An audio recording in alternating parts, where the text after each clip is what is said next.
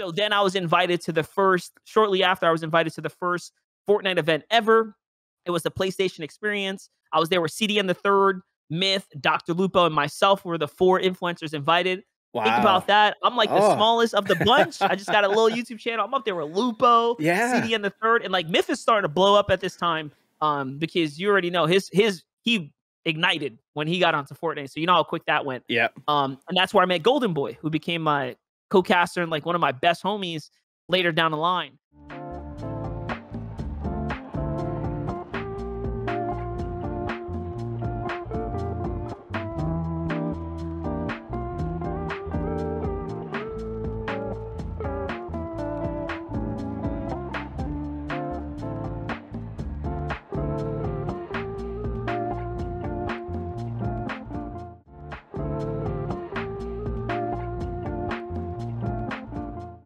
Welcome to Tarducks, my my podcast about the creative community. You know, things related to Tarkov, all things gaming. What I normally do first is we fire up 3 rapid questions to get things juices flowing. First question: if you could sit down with anyone for coffee throughout history, who would you sit down with? Throughout history? Yeah, alive or dead. Probably DMX. I'm a big fan of his music, you know? I'd love to ask him to release his masters to me so I could play them out. There you go. All right. Number 2, favorite concert you ever seen? Concert. Okay, so I've only been to a couple. All of them were at like Twitches and whatnot.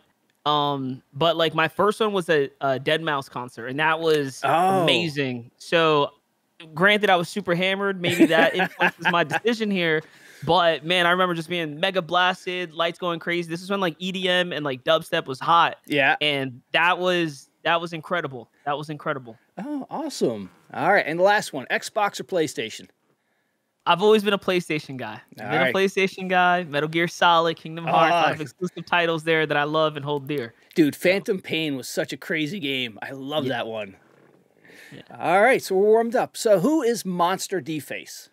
Oh man, where do I begin? Yeah. You know, I'm just a dude from the Bronx, you know, kind of had a crazy upbringing, managed to make it out of that situation and somehow into a position of you know, just being blessed, being an entrepreneur in this space now. So I'd say I got about 10 years in the kind of gaming industry. So I've been around for quite some time. And, you know, now that I have some skin in the game, I've been able to expand and, you know, using that knowledge and spreading it forward. It's been probably my favorite thing to do. Awesome. Yeah, because I saw you're a streamer, you're a caster, production, Fortnite tournament admin, and a dad, which is cool. Yep. So, yeah, for some of the clips I saw and watching you on Twitch last week, you have such a positive vibe about you, and you know, it seems like it carries through to your community. You know, where does that come from? Oh man, it honestly just comes from a position of just being blessed, man. Not only like where I am today, you know, being just financially stable, happy home, and you know, just a loving and caring family. So much that you know, I look forward to on a day-to-day basis. But even beyond that, right? When I jumped onto the platform and when I kind of began my journey, I was just taken away and blown away by the generosity of people online. And I think I want to say I didn't start out this way. I was, you know, 10 years ago, probably a lot more skeptic, a lot more, you know, just close to chest with my personal emotions and who I am, right? Much more secrecy, if you will. But just being in front of the camera for all these years, you kind of learn to just open up. And for me, I'd rather share a little bit of positivity and keep things lighthearted, man. Just kind of get through it. And that's kind of that's the vibe of the show. You know, I'm going live just to have some fun. So life is too short, man. That's what it is, man. Yeah. So now, where did the name come from? So MonsterDface, deface for defacing property. New York City. New York City is big on graffiti. Growing up, I mean, I'm nice. Like I am nice with the spray cans, and give me a pen, a pencil, marker, whatever I could throw down. And I share that sometimes on stream too. But like I said, you know, a lot of stuff I keep close to chest. Sometimes my art and that kind of stuff, you know, I keep to myself because it's more of like, that's just a passion that I genuinely have a love for. And, you know, I do it when I'm really inspired and in the mood. Yep. Excellent. All right. What was your first taste of video games? Early on, let's think. So, I had an aunt who had like an Atari, and we'd play, Super Mario on that. I remember that was probably like my earliest memory, just trying to get through a platformer. And that was pretty fun. I'd say, got into the other consoles like Nintendo 64 and Dreamcast.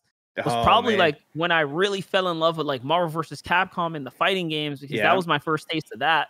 And that was just trippy to me, because honestly, Marvel vs. Capcom, it just felt like such a polished game. Even now, you can walk up to an arcade machine, hop on the sticks, and like all the fighting games just feel so good. So way ahead of their time, the art style and all that kind of stuff. So I think that was my first like really like, man, this is crazy, like the experience. And then I got into PlayStation. My earliest memories are my dad playing Metal Gear Solid, and I remember picking up for the first time and getting spotted. And my heart sinking when the music and the beep went off, like that whole alarm and the alert, and I had to escape. Like that was just bugged out to me. So those are like my earliest memories of gaming. It's like Super Mario, Nintendo 64 games, Banjo-Kazooie. Obviously, I had the Game Boy and all those, but even card games, dude. Like I played Yu-Gi-Oh and collected Pokemon. And just everything. So nice. Yeah. All-time favorite video game. All-time favorite video game? That's kind of a tough question for me, because like, dude, the bar is set so high with like Skyrim and like Clash of Clans, which kind of jump-started my full career. I love DayZ. There is not a game that has hit the survivor itch for me. So like, I guess it's category based, right? And then Battlefield 3 is like my shooter of choice. So, dude, I'm all over the place. But like, if it has strategy involved, so to me, I'm big on strategy. Strategy games. And if I can find a way that I have to, think about certain things, and it kind of gives me that itch, that's probably what's gonna do it for me. All right. Now, how did you end up meeting Markstrom? Man, Markstrom and I go back to the DayZ days. So you just touched on DayZ a little bit. When DayZ first came out, that was like the first game that I literally played on Steam from the gaming laptop that I purchased. The other game was Battlefield. I bought a gaming computer to basically play Battlefield. I wanted to experience 64-man versus like the 16 or 12 player lobbies that they had on console. But then I discovered DayZ, because Summit 1G was big back then. Lyric was big back then. And I was like, dude, if this, and this is crazy to think about, but from that position, when I'm looking at my laptop, I'm like, this old guy could do this. That's all I thought. I was like, I could do this, man. Meanwhile, I was green behind the ears, 19, 20 years old. I don't know what the hell I'm looking at. But I was like, man, if he can entertain and he's like well in his, adulthood, I'm like, who's to say someone won't enjoy me? Right. So that's what kind of inspired me to get into DayZ and start live streaming outside of just wanting to capture the content. So through that game, through that community, my DMs of Markstrom go way back, years and years and years back on Twitter. Just looking for opportunities to collaborate. And he's one of the few people that are just down to earth, right? He's got a great, you could just feel his spirit, right? His aura, his personality. He loves to laugh on stream, so that's always gonna crack a smile on you, right, when you're watching. So that kind of energy is contagious, and that's the kind of people I gravitate towards. So he's like naturally, I think we became a fit. So he's like a preacher on his streams. He gets everybody all fired up. He's fantastic.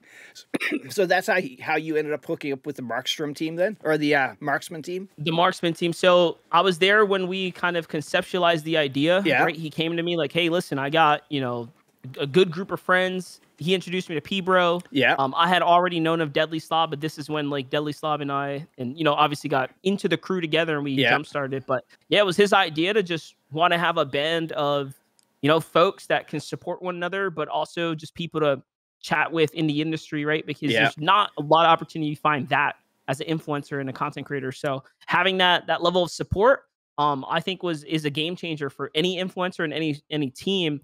And it's what's cool about the Marksmen and how we all got together is we didn't really have any other groups or parties we kind of fit into, but we all fit into one another's ecosystem very well. So it was natural for us to create our own thing. And I think we're all pretty much leaders, in our own right. So we kind of have that independence apart from one another, which is really cool. So I think we make for a very unique and powerful group of streamers and friends. Oh, that's cool. I had Deadly on one of my other podcasts, and we were talking about Yeah, he is awesome. He's from here. I'm from Eastern Canada as well, so you know we're brothers that way. But, I hear it. he was talking about how the team is, you know, there's some really good aspects of it that I hadn't even thought of. When you're streaming full time, you really can't bounce ideas or your struggles you have off of somebody else who's working 9 to 5 or who has no idea, you know, the troubles you guys run into, or just everyday, you know, chat and all that, you know, everything that goes along with that.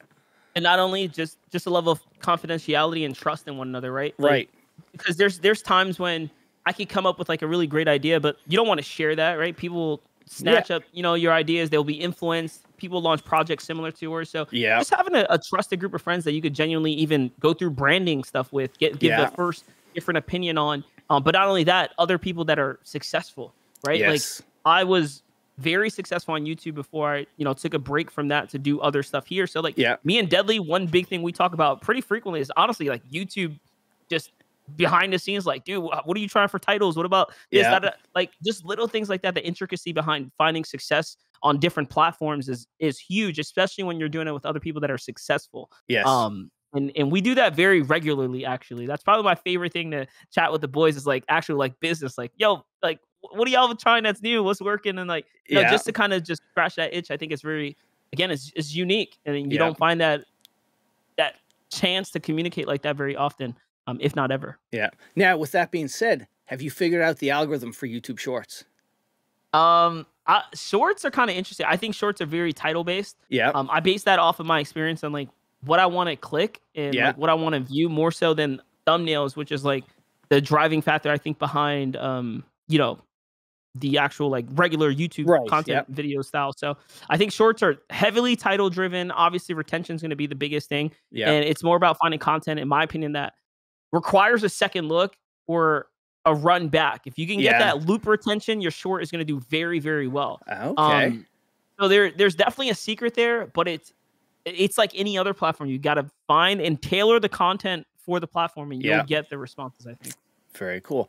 So now, through the Marksmen, is that how you got your first taste of Escape from Tarkov? I know you played a long time ago.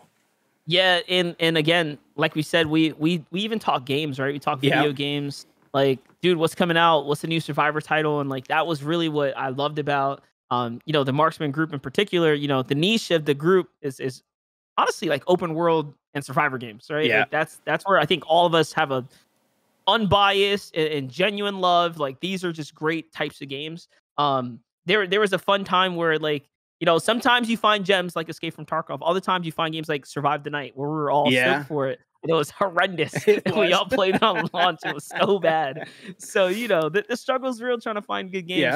Escape from Tarkov just so happened to be one of the more polished titles that we all came across. And I mean, for someone like Markstrom and Deadly, Kotton, right? That was their opportunity to go all in because it was good enough and it was big enough. So and I played my fair share of EFT, especially early on.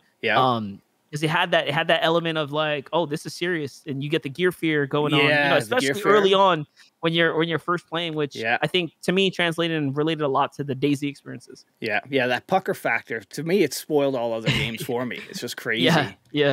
So now I would just say one thing. The reason I didn't stick around in EFT is because I need open mic. Like I thrive in let me talk to you kind of situation. Like if I can tell you get out the house, you know, I'm gonna love that more than like anything else. So, you know, gameplay and mechanics aside, I think the game's great and it plays pretty well for what it's worth.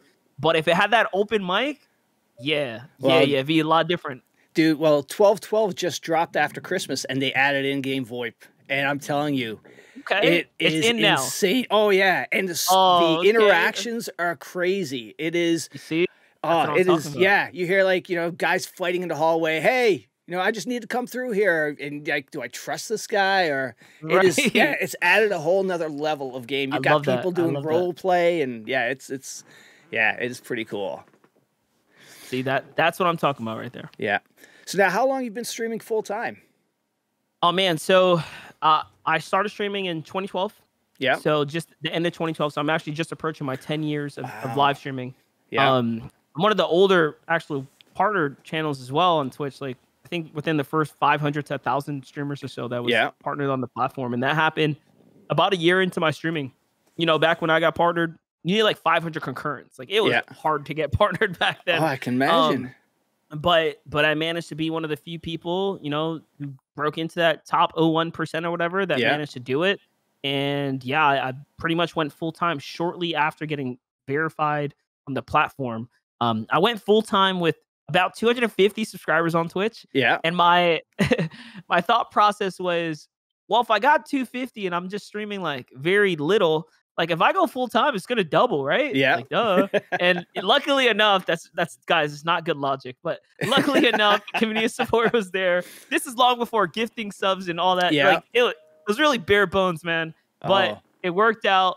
Back then, you know, I had just the most awesome community. And to this day, I have people that share 80, 70, like dang near 90 subs in the channel. Wow. So I was lucky enough to really, really strike a genuine community, and they've been with me for a very long time. Even to this day, I stream maybe once, twice a month, if that. Like, dude, I very rarely get to stream as much as I would like to. Yeah. But they still show up. Like I still average anywhere from 50 to 100 concurrents. And I'm talking being months away at a time. I just go live and the boys are there and they share stuff and like, you know what I mean? It's really a community. It's really a family. Where they haven't disappeared from the internet. Like I'm very active on Twitter and stuff like that. Yeah. All those socials are popping. So yeah. You know, I'm around. I'm just not around the way I used to be. Yeah. Now, were you doing YouTube at the same time when you went full time with Twitch, or did YouTube come I wish after? I was. I wish I was. I was dropping very infrequent videos, and it's crazy because back then I'll drop a video and I get like 5 or 10K views, and I didn't realize how much that was when you're pulling like 1,000 concurrents on Twitch every day, and like you know the numbers are so different. I'm like, who needs YouTube, man? This live stream is where it's at. I'm making money in real time, right? It's just so different. It's that instant gratification, I guess, that you get via Twitch. And it wasn't until I realized like it's not all sunshine and rainbows, because games can get stale. Yeah. They can develop in the direction you don't support. Yeah. And things can go downhill. And by that point, it was just I guess a learning lesson for me, because I was transitioning from the title that made me so successful, because I actually just didn't love the game anymore as much as I used to it. Yeah. But more so the developer's direction. Now, which game was that? That was when I was really big in Clash of Clans. Okay. And it was DayZ, because those are the two games I was like full timing. So like DayZ wasn't developing fast enough. Yeah. And there was like cheaters are crazy, right? I'm playing in this weird era. But then like Clash of Clans, same thing. Like they weren't supporting the live streamers. They were giving all the support to YouTubes, and like sponsors and activations are going more in that direction. I'm like, why don't people like see the value in us? But shortly after I got into YouTube, it was when I made my transition to my next game title full time, which was Clash Royale. And I realized, okay, cannot have all my marbles in one basket. We got to start spreading wide. And that was my earliest journeys of figuring out how to make this a more sustainable career and build more revenue sources and actually get into more of the business side of it and treat being an influencer more as a means to actually make a career, as opposed to just, you know, flying by in the wind. Yeah, flying by in the wind and just going day to day. Yeah. Gotcha. Now, what would you have changed if you could look back? And was there a moment that, like, would you like what I hear from when I talk to Deadly or I talk to Markstrom, both of them, and a lot of the other people say, I wish I could have jumped in YouTube first, or, you know, started YouTube earlier. That's me. It's kind of hard to say, but because I went a completely different direction. I was doing mobile gaming, like, so I pioneered an entire new genre. So I was one of the first streamers on the platform to actually do mobile gaming, and no one was doing this. So like games like Clash of Clans, Vainglory, Clash Royale, very niche communities, but there was so much money to be made there because advertisers were like, we can't even find a streamer. Like you're one of the only ones. So I'm bringing in like a lot of money from like sponsored activations. We're talking, dude, sometimes anywhere from $5,000 to like $8,000 for like an hour, 2 hours. Holy and crap. they're front paging you. So like the bang for the buck was just so stupid. I wouldn't change any of that, but I would definitely change underestimating my influence at the time. I wish I would have known better, because I would have done a much better job at branding myself and building like a Twitter and like the other means to connect with people the way I do now. Yeah. And also, of course, YouTube too. Because looking back at it, like I said, I was growing easily. I could just tell people, hey, go subscribe. and we'll gain 1,000 just off the 1,000 viewers in the chat. Like, it was that easy. Just it was such a weird culture. Oh, wow. You had them like at the snap of your fingers. If I could use all that now, I would definitely use it to build the crap out of all the platforms at the same time. Yeah. Not just Twitch. And yeah, I'd probably have millions of subscribers on YouTube because of that head start. Like seriously, it cannot be underestimated enough how powerful YouTube as a platform is, even now for influencers. Wow. Now, looking back on when you first started streaming, do you remember your first mod? Oh, my first mod is Vigilante. I remember him because he is also one of the few people that still tune into my chat, which you said you were at that Elden Ring stream. He was there. Yeah. Oh, no way. Granted, he didn't have his subscriber badge on at the time, but if he would have subbed, he's one of the few that has a first badge. Oh, think about that. I've been doing this for 10 years. Yes. Almost 10 years partnered. To have even one of these guys exist right now is crazy. Ridiculous. Yeah. So, Vigilante, and I'm still very good friends with pretty much 3 of my other 5 or 6. Like, all of my earliest mods are still, like, we're tight. Like, I can reach them on Discord or Steam, and they check in with me from a day to day. They were literally like, the Sandlot kids, basically. These guys are like, they grew up with me on the platform. One of my good friends now that helps run the company that I operate. Yeah. He was actually maybe 14 when we met. And now he's a grown man, right? A grown young man. Yeah. But we work with one another. We run a company now. Oh, that's fantastic. Which is crazy, right? Yeah. So, like, these are people that watched me throughout high school. And then now, we became young adults. And he's like, yeah, dude, like, let's try this. And we, like, venture into projects because, we trust and know of one another throughout the year. So, oh, that's fantastic. Yeah. Really cool. Really cool. Yeah. Markstrom said the same thing about his mods. His mods were at his wedding, which just happened, I think in the fall. I was there. Or whatnot. Oh, no I was way. there too. Oh, that's excellent. my boy, man. Yeah. Yeah, I had to show up. We had a great time. Oh, that's fantastic. Yeah, I was there. I was there with everybody, dude. Slum, Jeeves, like, dude, we're all in there. We had an amazing time. Oh, very cool. Now, do you remember your first sub? My first Vigilante was definitely one of my earliest subs. He could easily be one of my first. I remember the first person that gifted me, like, probably my first ever big donation was Bruffed.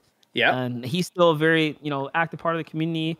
Remember my boy Tanjar. So I got a few dudes, they pop out instantly to me because, like I said, I was blown away by the internet support. I feel like I come from a different time where, like, this is the first interactions of, like, having, like, just chatting with people in a virtual world, and then it turns out to be like its literal own world, and now it's mainstream. So pretty crazy. Cool. But I remember it very clearly. Yep. All right, so we're gonna jump gears and go over to casting now. And so, how did you get involved in casting? Okay, so with the casting, it's kind of interesting. I was doing the full-time streaming. I had a successful YouTube channel. I had just cracked around like 125K subs on YouTube. My tutorials were booming on YouTube. Like, they were doing really good in Fortnite. And it's interesting because the way I got into, I guess, a friendship and a relationship with the developers at Epic is like a crazy story. So if you want, I could go into this. Let's this is what this podcast is about, Cool. So let's just take it back. So this is going to all lead into casting. We'll keep that in mind, guys. All right. It starts off, remember, I did mobile gaming. Yeah. Very niche. I so happened to come across this dude. His name was Brad. He was a developer on a company called Chair Games. And he pitched me like this alpha game. Now, listen, in my position at the time, I'm like, dude, I'm not even getting paid for this sit down. And I'm like, what do I want to meet with to see this trash game? I've had a dozen of these meetings and conversations. They never go anywhere. The games are always so bad. But something inside of me said, don't forget, there was a time when you'd kill to have someone want to sit down with you and pay for your dinner and give you, you know what I mean? Yeah. Like, put a project in front of you. And I keep that in the back of my mind every time someone reaches out or wants to do something. I'm like, hey man, there was a world when these are the opportunities I fight for, and I'm gonna continue to fight for them, right? As long as I'm in the space and as long as people want my take or whatever. So I sit with the dude Brad. The game was hot trash like we expected, but he was a nice guy. And we moved on. We struck up a friendship, and it was great. Fast forward, Fortnite comes out, and it turns out Chair Games is a sub company owned by Epic Games.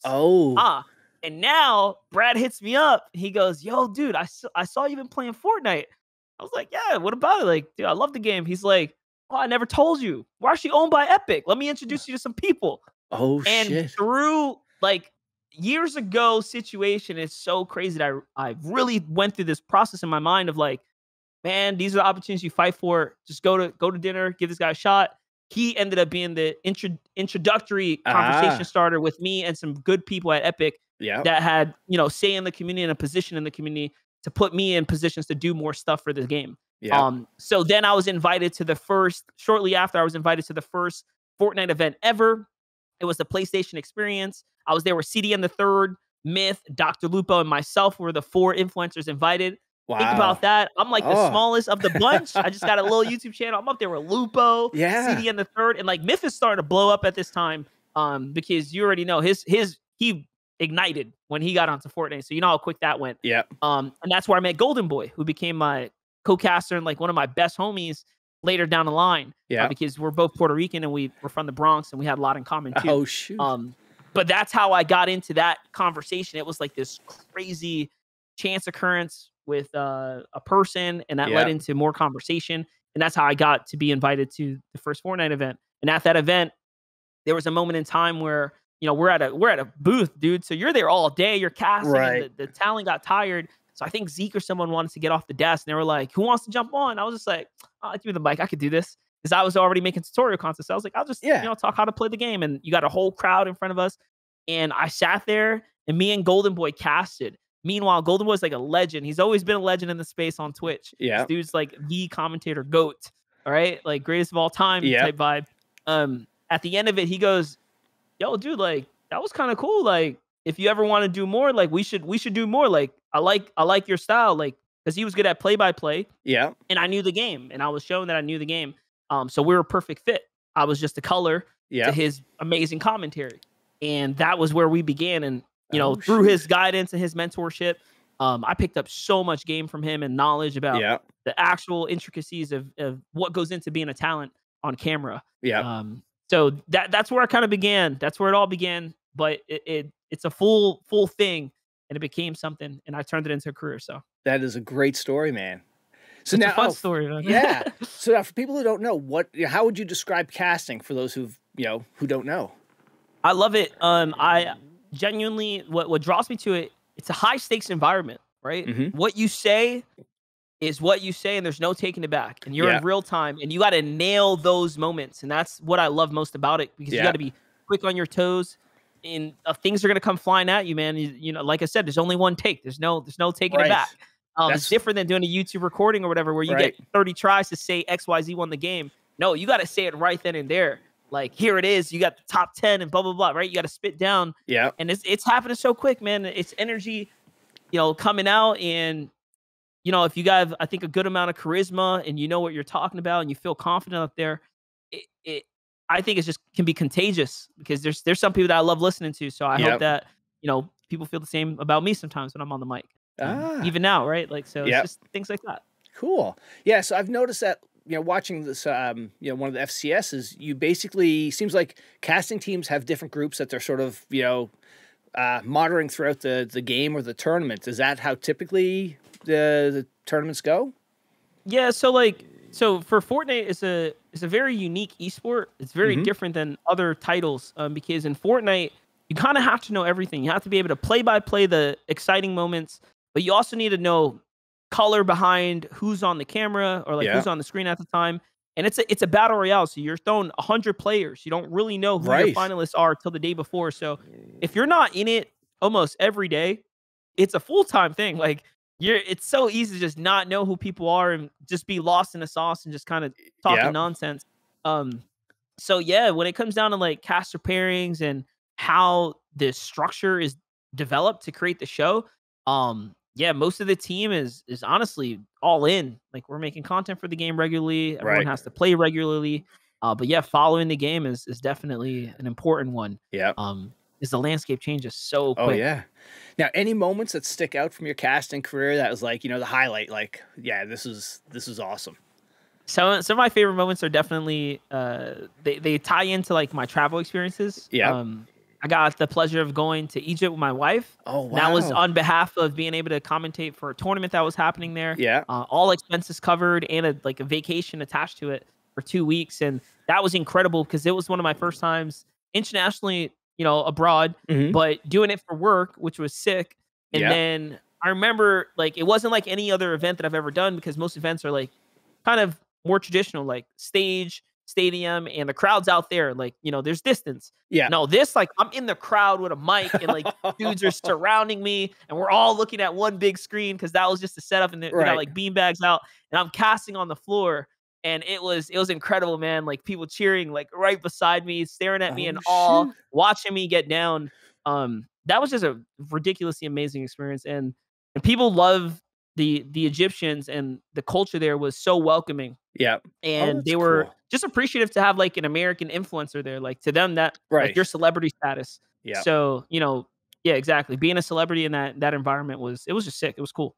All across the board. Was it because of casting you got onto the administrative side of things and started the practice server? Yeah, because of casting, like, I was looking at the numbers that I was bringing in from casting. I'm like, well, crap, if they could pay me, let's just throw a number out there, 3,000, 4,000, 5,000 sometimes a day for a show. Yeah. Dude, and we're talking 3 days of shows, rehearsal, travel, like, this is big money in such a tight period. I'm thinking to myself, well, there's got to be stupid money behind it then, right? Like, they got to pay him, they got to pay me, they got to production, so I'm like, well, why can't I do it myself? I'm already one major and important piece of the puzzle. I'm one of the talent. So I was like, I'll start my own company. I could be one of the talent to, start it. And let's see what can happen. All I got to do is get the games, get the players, and make it happen. Yeah, all I got to do, air quotations. It's easy. It turned out to be very, very complicated, but it's my favorite thing to do now. But yeah, the money's great. The money's great, being behind the scenes, being able to empower other people. Now I'm in a much more important position because I'm helping bring up new talent. I'm getting to choose and cultivate new faces in the space. I'm able to, put young and hungry producers and people in positions that have career opportunity behind the scenes. And I use all of this influence to really target and support collegiate spaces, big on high school track, anything that pretty much caters to the amateurs as much as it does to the pros. But really giving people opportunity is what I like to do. Excellent. So, so there's a couple of paths I want to go down there. First, what is practice server? How would you describe that to, somebody who's never heard of it before? Yeah. So the name, I guess, doesn't fit the service what we provide, right? Practice server is essentially a remote production company and tournament administration agency. We do talent acquisition or talent scouting for different events. We provide the observation and, again, the administration tools, and sometimes just the labor of wrangling up players and stuff and getting people to participate in tournaments. Now, is this focused on Fortnite or other games too? We do all esports titles. Okay. We began with Fortnite. As we grew throughout the last couple of years, we expanded pretty quickly into other titles. So now we do anything and everything with a competitive edge to it, but also just casual, right? Business is business. We know how to produce events now. And I know how to obviously cherry pick talent that I think can fit the job or the narrative for said events. And, luckily for me, I'm in a position where I'm kind of socially, I don't know, popular, if you want to call it that. I'm kind of popular a little bit. So people trust me, and I know a lot of people, and my network is pretty solid. So, that reach goes a long way. Being pretty much a face in the scene goes a long way too. Absolutely. Now, what is open scrims? Because looks like you have practice server, and then another subset of that is open scrims. Yes, and the reason we separate the two is because practice server forward facing is more of like the clean and tidy, suited and booted. Like I said, service provider. That's what I want the premium brand to be viewed as.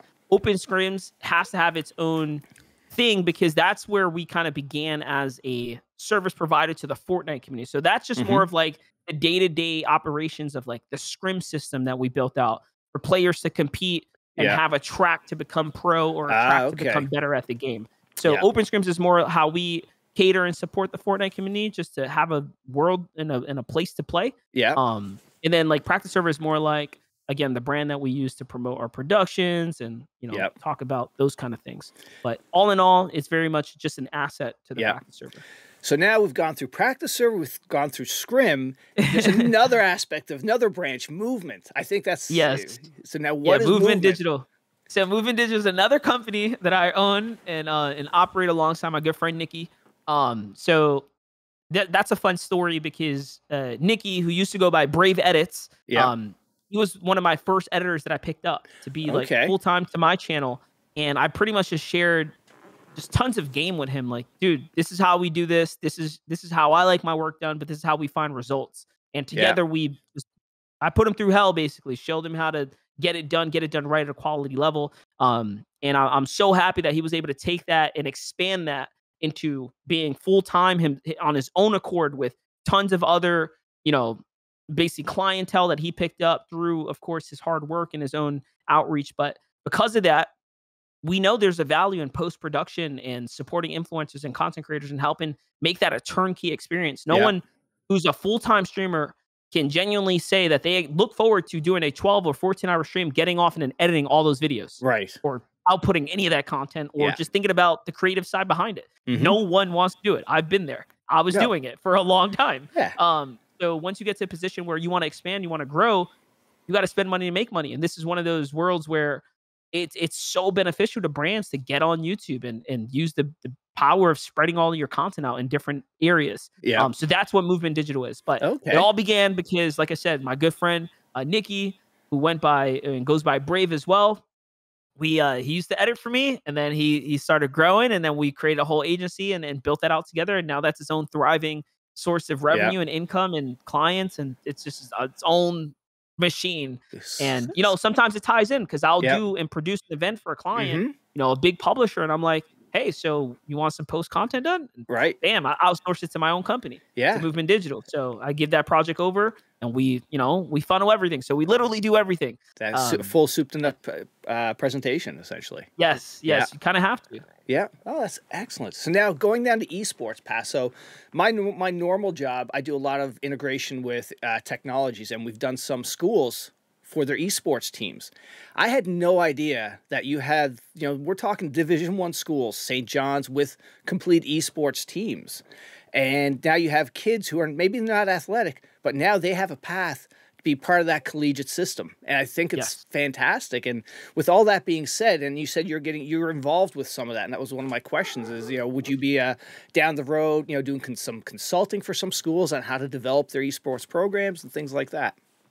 So I've done my fair share of consulting, a lot of it in private. I've actually just been thinking about putting together something I can recycle and repurpose outwards, more of like think of it like an educational course, right? Yeah. Because there's money to be made there, and who doesn't like making more money? So it doesn't hurt to like put some time. That's one of those areas where I see it like a good bang for my buck. But more importantly, I'm involved in projects that support collegiate and youth. I just recently joined onto the advisory board for COPE, which is the Coalition of Parents Esports. So we're supporting parents and kids' journeys into esports. There's so much knowledge that has to be shared and pretty much introduced to parents breaking into the space. And I also just completed our scholarship that we did on behalf of Intel Inspires, which we gave a $10,000 to collegiate sponsorships, so people can invest in whatever it is that it will help them alleviate their living situation or pay for funds and classes or maybe upgrade some PC equipment. It's pretty much a hard code check.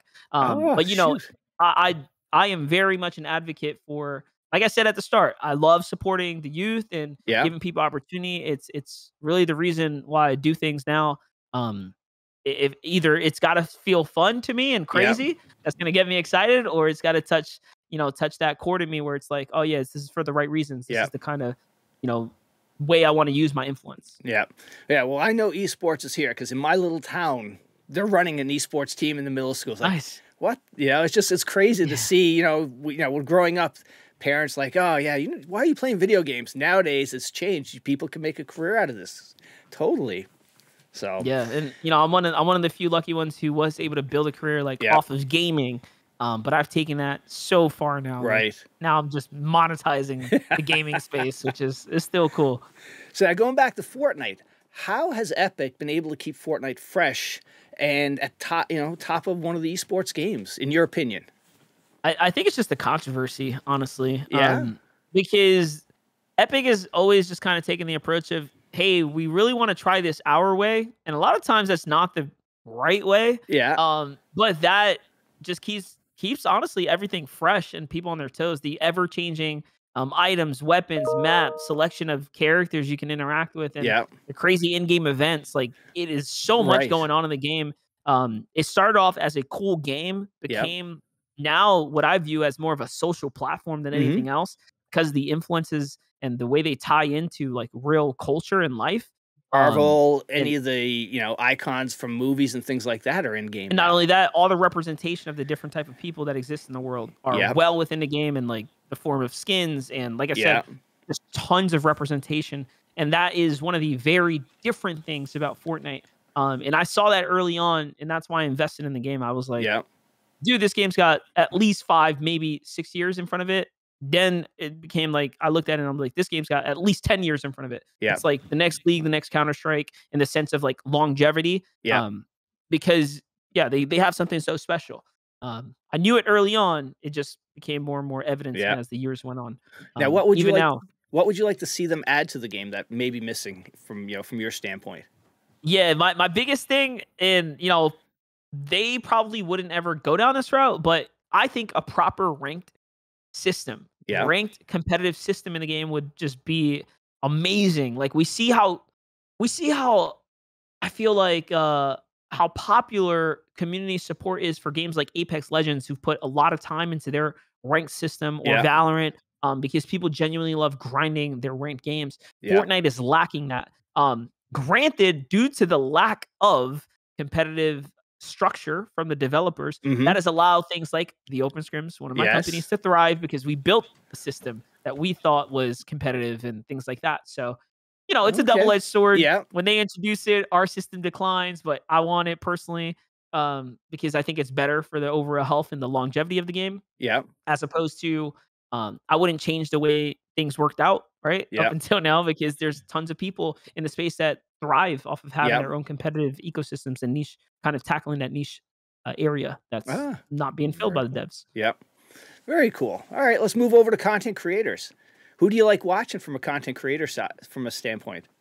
And right now, dude, my favorite content creator is actually Zico, World of Warcraft streamer. He's a top tier PvP player. I love World of Warcraft. Forgot to mention that. It's one of my new just favorite hobbies, I guess. Grinding and that time sink. But yeah, Zico's dope. And then lately, I found myself watching a lot of Elijah's. He does speed runs in Elden Ring. So, wait, you already have speed running going on in Elden Ring? It's only been out for a couple of weeks. It's crazy. You want to go down the rabbit hole, you'll see people beat that game in 30 minutes somehow, some way. Holy with crap. Stupidly broken builds and glitches. And it's fun. It's really, really fun to watch now, because everything's being developed, right? The routes aren't what they're going to be in a year from now. Like, everything is being worked out right now. So it's kind of like being a part of a little bit of the Elden Ring history if you're watching and a part of that scene. So now, any content creators that are flying under the radar that people should go check out? I haven't really been keeping the pulse on new like streamers that are probably doing good. So I'd be lying if I had anyone as a top pick right now. I don't, but that's due to my lack of research. Well, come on, you only have 3 companies you're running. What come on, don't you? True. I mean, it is true. I don't have as much leisure time as I once did. That's the fact. So now you've had fantastic success doing what you do. If somebody's starting out in this business, what kind of advice would you give them? Do your homework. Every I would say avenue that you're trying to pursue has probably been attempted before. So there are learnings to be found. A lot of this is shared. Even doing things like listening to people like myself get on these types of podcasts.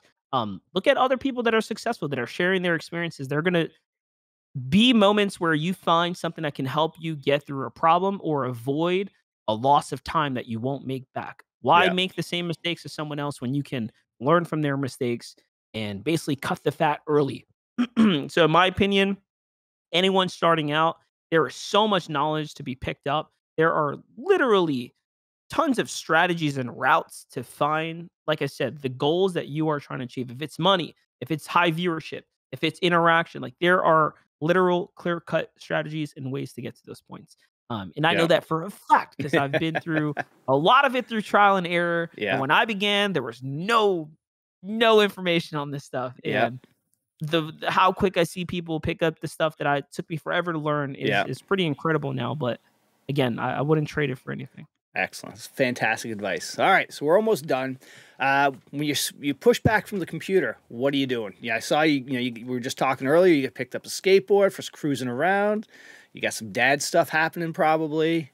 Yeah. So definitely, being a dad is its own thing. You know that's dude. I got a I had a preteen. She is now 13. Oh, I have a teenager. Yes, young teenager.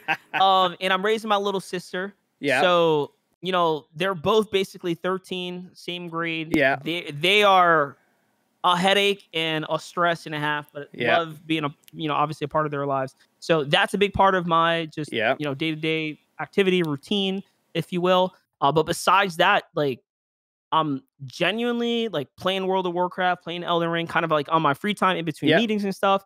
And then you saw I picked up a skateboard, so I'm trying to get a little more physical. I used to love skating way back when, so just trying to enjoy some of the I guess the fruits of labor, if you will. Work is so hard, so now I have a little bit more free time to myself. And I also invested in a full, pretty much industrial sized printing machine to make merch. And I've been having fun making some merch on the side, but soon that's probably going to turn into business too. So I was going to say, when are we going to start seeing some? I already make some pretty nice and high quality stuff because, like I said, I bought an industrial grade machine, which is so sick to have that kind of power at my fingertips. So and then there's the graffiti and art side. I love doing art, love doing graffiti. Recently I picked up a virtual VR headset. And there's a graffiti world in there, and dude, jumping in there and spray canning feels so real. Oh, so, shoot. Like, bring you back to your roots. Dude, that's like a low-key addiction. Like, it's almost like an itch I think about from time to time. Like, oh, I just want to put the headset on and just pop a couple tags. Like, so, yeah. Oh, man. There's a lot to do, man. There's a lot for me to do. But I guess, trying to move in a positive direction. Yeah, excellent. Something I'm working on. All right, so any big plans this year? Any big goals you want to hit or you're looking forward to? I did hit a big goal at the start of the year. Yeah. We got to pretty much put on one of our first like LAN experiences. So, we've been focusing heavily on the remote stuff just due to COVID constrictions and restrictions, I should say. But early January, we did get to put on one of our first in-person events. So, building a partnership with the folks over at Confetti is really cool. Seeing our logo, like I said, on a stage for the first time on a banner. Yeah. That was just, man, bucket list check off for me. So being able to hit that so early into the year, I'm already really happy. Yeah. Recently paid off my home. Oh, shit. Debt free. That feels amazing. This year is just loaded with W's so far, and I'm only just beginning. Man, that's huge. Yeah, where I take it next, I don't know, dude. The sky's the limit, man. Just keep going with it. See what strikes my interest, I guess. Man. Love the attitude, dude. That's awesome. All right, so what I normally do, things are wrapping up here. I ask my guests to recommend somebody I should reach out to get on the podcast next. Hopefully this wasn't too painful for you. No, this is amazing. Crap. If I had to invite someone to jump on. Yeah. I mean, well, we talked about my boy Nicky. If you want to go down like another entrepreneurial route, he's got his own awesome story. He's obviously the CEO, one of the owners and founders of Movmnt Digital. I think he'd be sick to have on and have a chat with. All right. And then I had to think. Yeah, I don't know. He was the first call out. So I'll stick with my boy Nicky, man. There we go. All right, dude. Well, thank you so much. This has been fantastic. A ton of information, and it's just sounds like an amazing career you've had for yourself so far, with a lot to come. Yeah, thank you so very much. Appreciate you having me on. Hopefully, you guys enjoyed the quick responses. He kept me on my toes, guys. So shout out to you, brother.